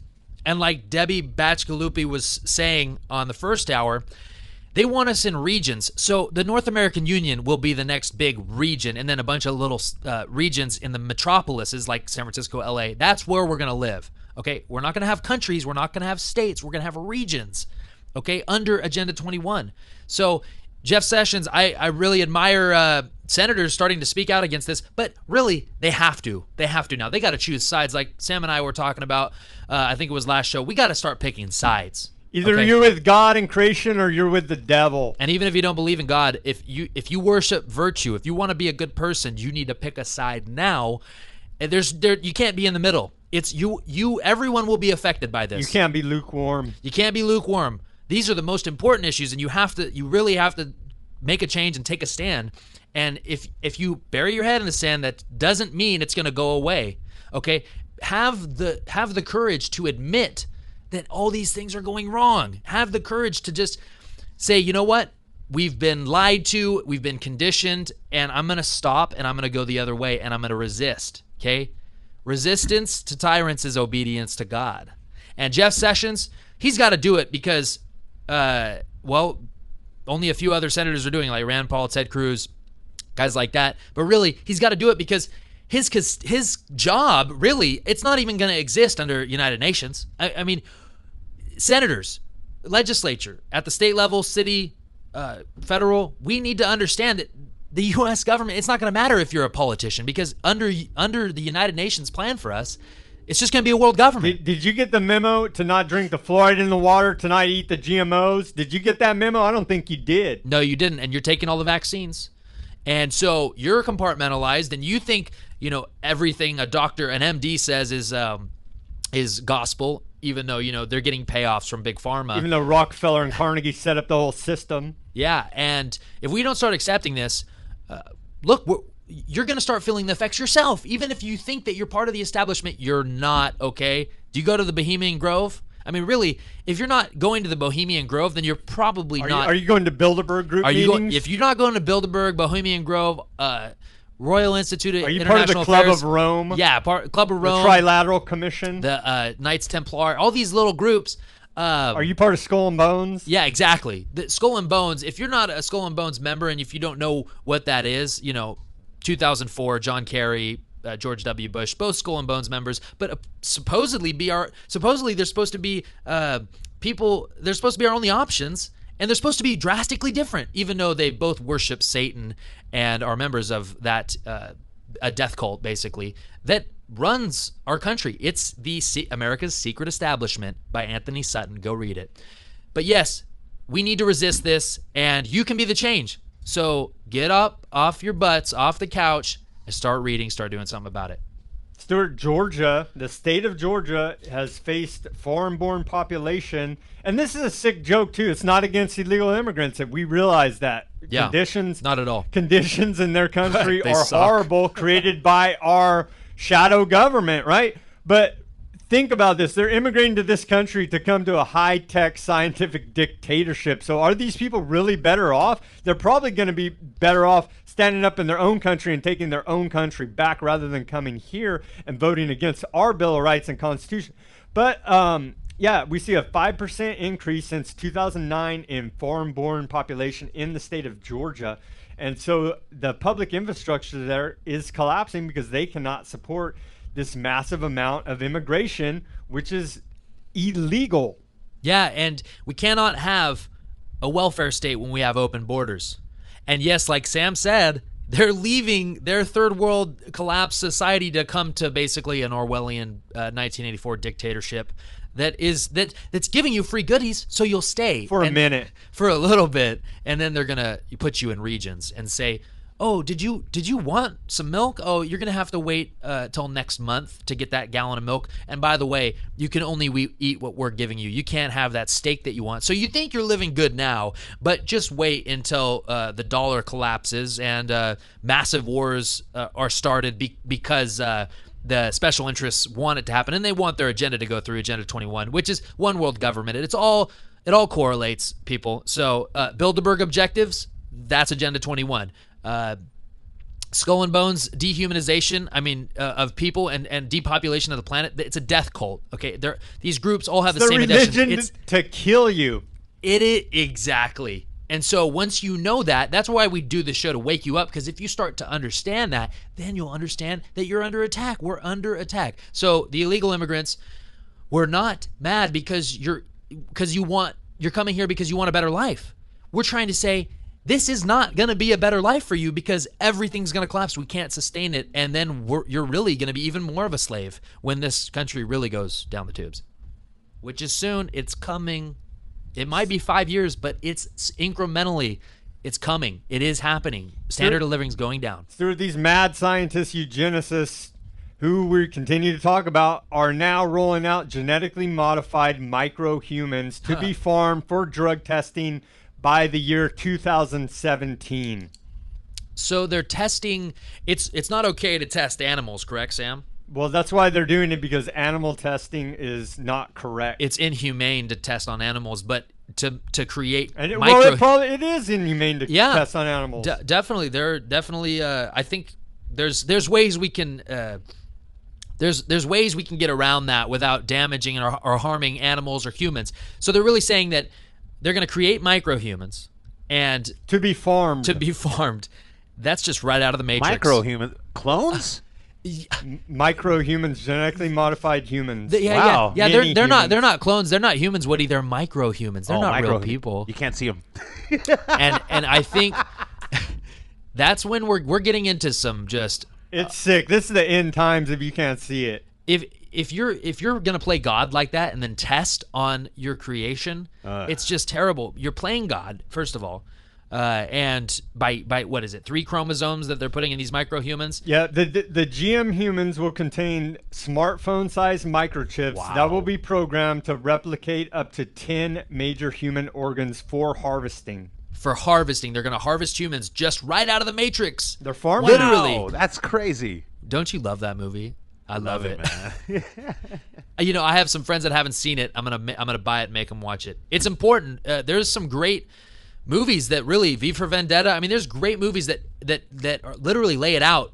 It's happening, and those movies, they didn't just invent that script and that idea. They got it from what's going on right now. Okay, and like Sam said, we're harvesting humans right out of the Matrix. Farming humans. They're gonna go ahead and they're talking about in this article, use it 2, create super soldiers. It's like the Bourne Ultimatum movie. I remember that movie. The Bourne, it was the Bourne Legacy. Yeah, they implanted some DNA or some kind of chip or a vaccine in him, and it gave him like superhuman strength that allowed him to process things quicker, and it made him super smart. Yeah, they're going to engineer superhumans, super soldiers. It's just right out of just a they're science opening fiction. the gates of hell on us, Stuart. Is Yeah. what they're doing. Yeah.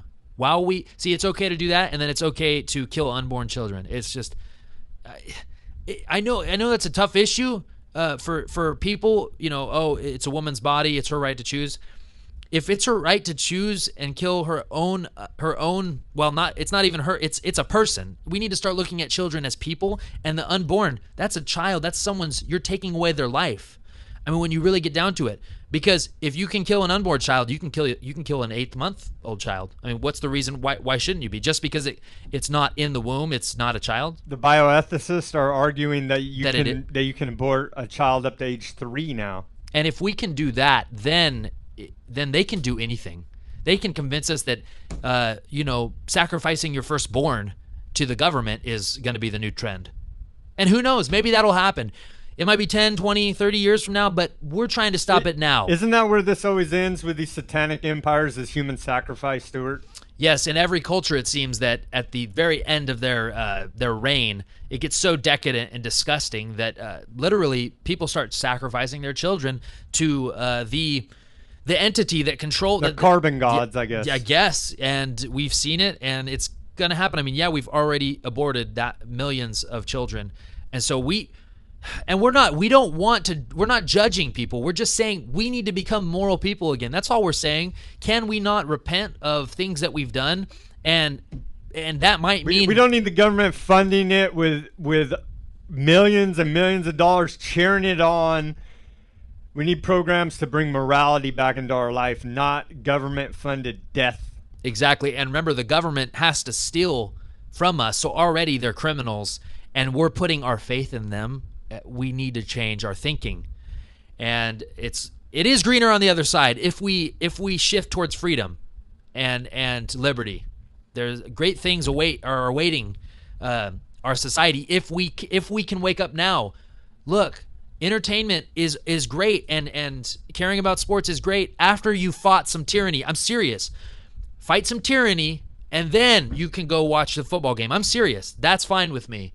Okay, and I would encourage people to start doing that. Have I fought some tyranny today? Think about that, and then I'll watch the game. I think people should be able to enjoy life, but there are evil people running our society, and we need to address it, and we need to fight back. It's our responsibility. Well, Stuart, the Department of Homeland Security, they're having some problems within their own ranks. They've had a turnover of 6 head administrators over the last 6 years under the Obama administration. Morale is at an all-time low. There's a horrible working environment, a horrible culture there, and so we're seeing that the guys in charge of keeping us safe, supposedly from potential terror strikes, cyber security attacks, they're falling out because the government is not paying them enough first. And second, they're realizing that all this is a giant scam, and they actually do have some morality, and they're not going along with it, and they're simply quitting. And so they're not even functioning as what they're supposed to be functioning as, which is Homeland Security, which is a term right out of Nazi Germany. But they're falling apart right now, so it makes you wonder, are they really protecting our homeland? I don't see how they can. And this is an article right out of the Washington Post talking about how their morale is at an all-time low, and they can't even keep people employed there because nobody wants to work for them. Yeah, and I think it's actually a good sign that people are quitting because the morale is so bad. Because on average, people aren't just bad people in government. I mean, there's people. They're compartmentalized. Yes, and they see that, okay, this is a big fraud. No one really does anything. We're either underpaid in certain positions or way overpaid in other positions. 6 different. What was it? 6 different heads of Department of Homeland Security. Really? I mean, it's just, and they even admit in the article, and this article is long. It really gets down to it. People are leaving, going to private industry because, hey, look, people do take pride in their work. It's not so people are leaving for private sector jobs that are paying better, and the people that are coming in are probably incompetent. So that's what government is. It's just we're paying. They're stealing from us to pay for incompetence. Well, the war on terror is a fraud. There's no clear mission. Exactly. And so yes, that's what's got underneath the people's skin. You join the Department of Homeland Security being a patriotic American. I'm going to stop Al-Qaeda. I'm going to get the guys that did 9/11. I'm going to stop these terrorists in the cartoon masks, right? And then Mortal you get Kombat. the Mortal Kombat characters. I'm going to stop Al-Qaeda because they're mean and they cut people's heads off overseas, and I'm going to protect my family here at home. And then you get in there and you start looking around and you go, wait a minute. The FBI setting up all domestic terror plots, rolling out mentally retarded people and setting them up. I mean, we've seen it over and over again. The Christmas tree bomber, the underwear bomber. You just go down the list and look at it. It's on record. The FBI is staging this stuff, and it's a bunch of garbage. And it's not debatable, folks. That's on record. And yes, like Sam said, people get in there thinking they're going to do work for this entity that is supposed to be patriotic and doing great work, and then they find out it's all a sham, it's all a fraud, and they know it, okay? And so they're leaving. And they even admitted in the article that the TSA their security is abysmal, okay? They said abysmal. It's just they couldn't stop a terrorist if they wanted to.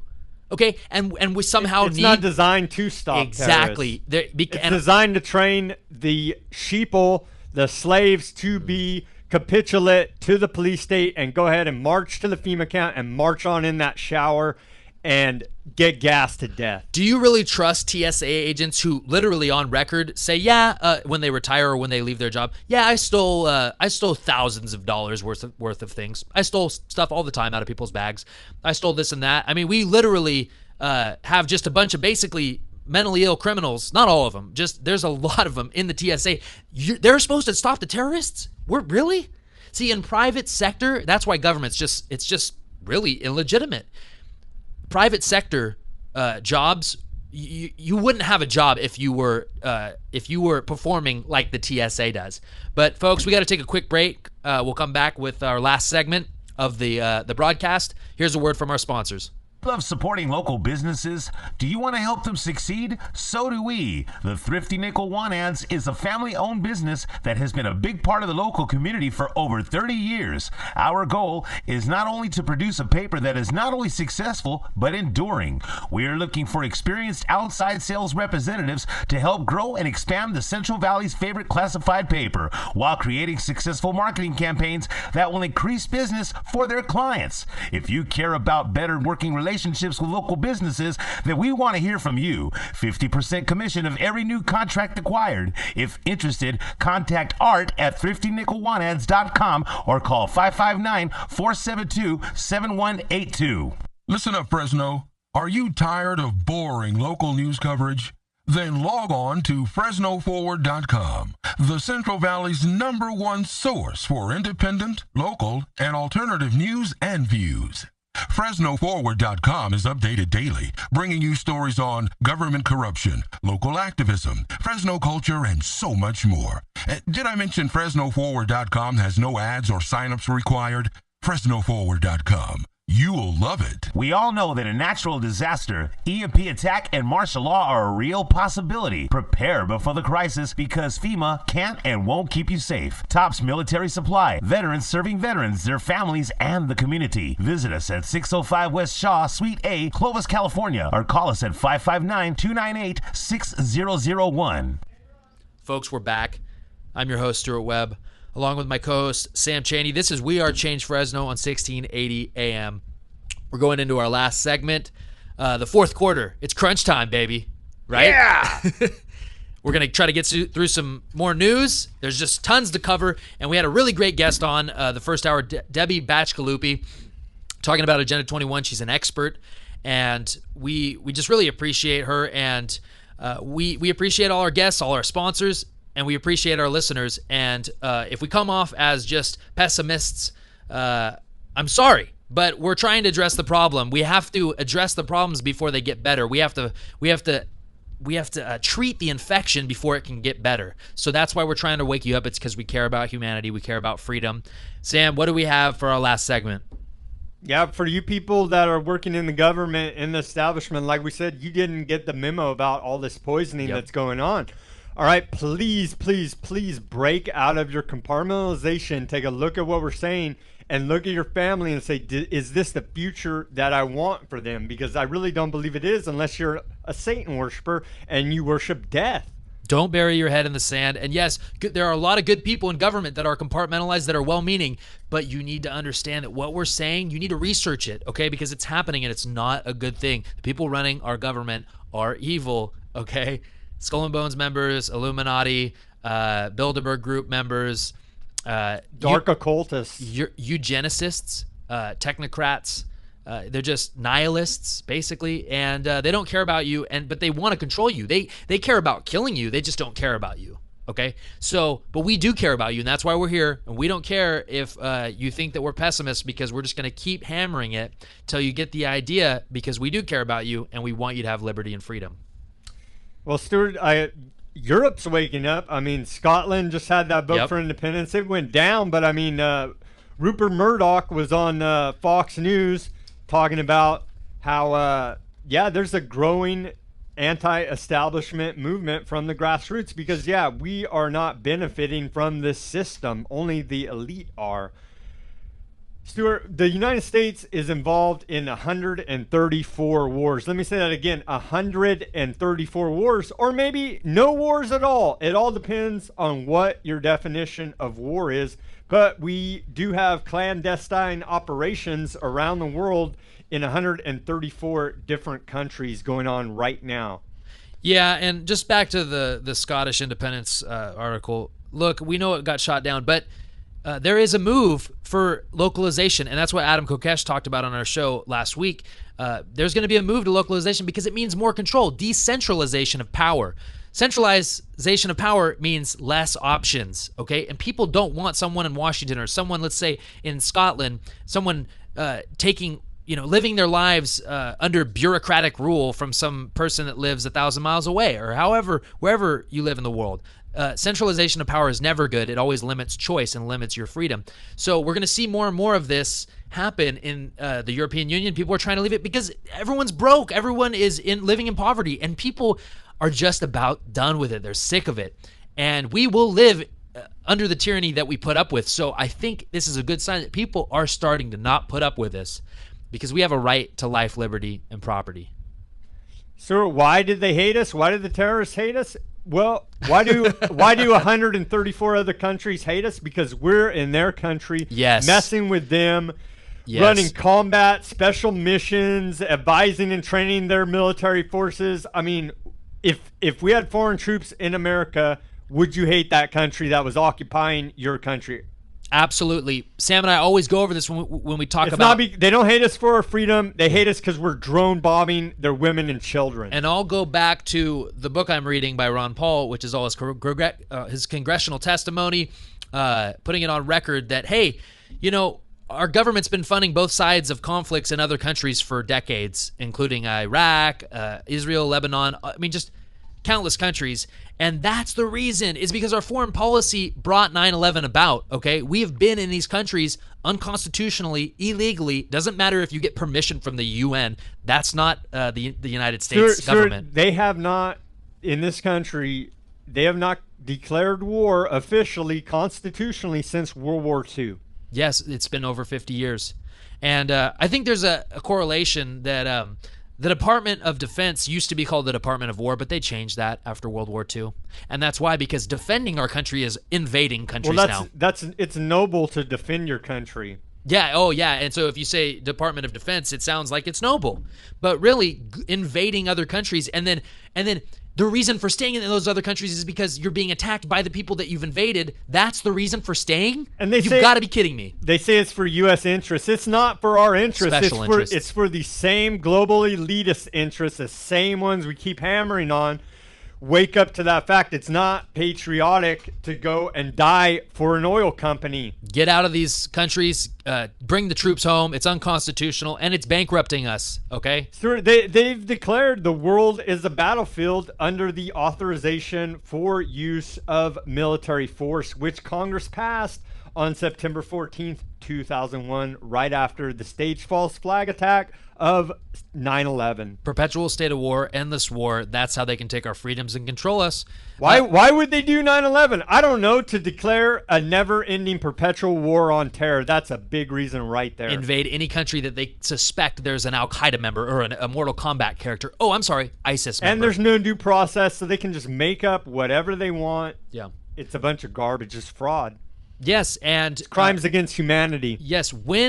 Do you wake up in the morning and say, "Man, I'm really sick of those brown people in the Middle East," or "I'm sick of those black people in Africa"? I hate guys that wear turbans. Yeah, it's like, no, you're not thinking that. You just want to go about your day. The special interests run the war. Every war is engineered by special interests, period. And the government. The central banks. Yes. Where does the funding come from? The central banks. Yeah, because we wouldn't be able to fund all these endless wars if we were being taxed on it, because we would have no money. We would be out of money completely. And people would speak out and say, wait a minute. Yeah. And that's why the collapse of the dollar is coming, and people are going to have to speak out because they're going to have no other option. They're going to have no food, no money, and they're going to have to say, why are we in all these countries? Why are we don't have the money? And that's not for my interest. I don't have a chicken in my pot. We don't have stocks in Halliburton, right? We don't have stocks in oil companies that are over there controlling everything. So people, the governments have to convince us that we have enemies, okay? And are there real jihadists? Yeah, but very little real jihadists that organically just became, there wasn't a bunch of terrorism going on before our actions, our illegal foreign invasions of all these Middle Eastern countries, like decades before 9/11. There were no terrorists running around trying to kill us or trying to bomb America. You got to be kidding me. We've actually been conditioned to believe that it's always been like that in the Middle East. It's not true. Stuart, if Iran came and drone bombed some women and children at a church here, then don't you think that we'd be pretty pissed off about it? Well, put the shoe on the other foot and think about it, all right? Because that's exactly what's going on in Afghanistan, Somalia, Yemen, Iraq. And we're going to see. Is it going to take UN troops to invade our country for you to wake up and realize, oh, yeah, we should have been more vigilant because we went along with these 134 different countries, Sam? Yeah. Guys, we're literally bankrupt. How is that possible? Morally bankrupt. Morally bankrupt and financially bankrupt. I mean, all sorts of bankruptcy is happening here in this country. And but yeah, we're covering it, and wake up to it, speak out against it, and inform your family. Buy books, start reading them. Care. Don't be apathetic. No, but then it could either be 134 wars or 0 wars. It just depends on your definition of war, which they've redefined into whatever they say. Yeah, you're right. We're not even in war right now, folks. There's no wars going on. It's just the use of military force, and the Congress gave that power to the president, which is actually not even in their power. The Constitution says they have to declare war, okay? In which Ron Paul proposed a resolution to declare war against Iraq, which he voted against, but he wanted people to actually put on record, declare war. If we're going to go to war, let's declare war so that there's a clear enemy and a clear goal. There can't be a clear enemy and a clear goal if war's never even declared. It's just war with everyone or no war, as they would say. There's no war going on. Deny. Stuart, there's only 134 wars, or maybe no wars. It all depends on your definition of war. Like Bill Clinton said, it all depends on what your definition of is. Only a former president of the United States that got a blowjob, or probably something even more than that, in the Oval Office by a 21-year-old intern, only he could really say that and get up and just and the American people's actually going to take it. We're really going to take it. It's lawyer tricks, semantical games. When you go to another country and you kill somebody, that's war. Yeah, exactly. And but not according to all our past presidents. Clinton, George H.W. Bush, George W. Bush, Barack Obama. It's just all military action. It's humanitarian. It's humanitarian aid to go blow up. Oh, that could have been a terrorist. It might have been ISIS. We're going to blow them up. But, there was a bunch of innocent civilians around. Collateral damage. It's just collateral damage. It's the price we pay for freedom. Wake up, okay? Literally, our presidents are Rand Paul called Bill Clinton, what was it? What was it? he said Bill Clinton is a well, he's a Rhodes Scholar, for one thing, trained by the internationalists out of the Cecil Rhodes. well, and Rand Paul called President Bill Clinton a predator. I mean, yeah, and he was preying on a 21-year-old, and we're really going to let people like that run our government and make decisions and then lie to our face multiple times and then deny it and then lie again? We just need to say, no, we're done with it. And they're going to roll out Hillary Clinton to run for the Democratic ticket in 2016. yeah, and like Rand Paul said, do we really want another predator in the White House? No, that's called an oligarchy. When you have a family running the government or the establishment, that's an oligarchy, and that's what we fought a revolutionary war against Britain over. And they were actually really discussing in 2013 Jeb Bush and Hillary being our only options. The Bush family and the Clinton family are globalist elitists, okay? And they don't care about you, and that's really our options every year. Neo-feudal serfdom. Neo-feudal serfdom. What a great word. They want us to be peasants. Exactly, serfs. And they don't care. They'll lie to your face. They don't care. Either you're with us or you're with the terrorists, as President Bush famously said. So if you don't agree with me or back everything I do and say, you're a terrorist. Okay? So if you don't agree with things that Barack Obama are doing, you're a terrorist. A domestic terrorist, according to Harry Reid. Yeah, and Christians are on that list. Everybody's on that list, folks. If you are a red-blooded American, you're on that list. I suggest you look it up and take a look about what these predators are saying about you. Stuart, moving on here to some solutions about police brutality, police murders. We know that Fresno, according to 2011 data from Jim Fisher, is the per capita police shooting place in the country, and California is the capital. And so what they're doing in Minneapolis, Minnesota, is they're taking the burden off of the taxpayer, because who pays for all this police brutality and killings is the taxpayer when these cases are settled, when the police are wrong. So what they're doing is they're saying that these police need to go ahead and get some personal liability coverage, so the insurance company will put pressure on them, because whoever's in charge of them, the city council, the police chief, whoever it is not holding these officers accountable, and they can go run amok and do whatever they want on the taxpayer's dime. And so to bring them back in line in Minnesota, they're saying we need to require police officers to act like professionals and get liability insurance, so the insurance company will make sure that they're not paying out too many claims. And if you can't get liability insurance, then you can't be professionally employed as a police officer. Yeah, and the public needs to start changing their thinking once again that, hey, police officers are just people. They're not God. They can't just go around shooting people and be exempt from the law. It will bring credibility to the profession, which it's losing at a rapid pace right now. Oh, yeah, and you don't want a war with the American people. And yes, see, the thing is that government just has a monopoly on the use of violence. And we need to change our thinking and say, you know what, that's not okay. We've let it happen, and it's not okay. You can't just go... See, governments can commit mass murder on a large scale, and nothing happens. No one's imprisoned.